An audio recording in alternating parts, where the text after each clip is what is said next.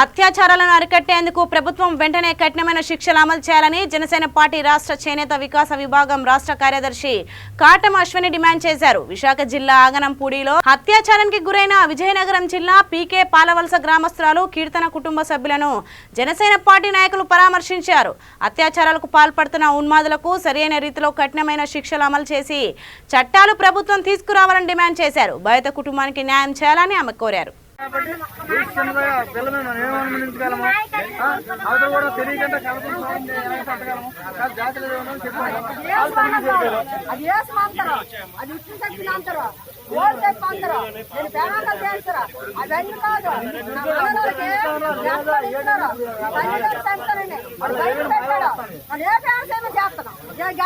ఎక్కుతాను.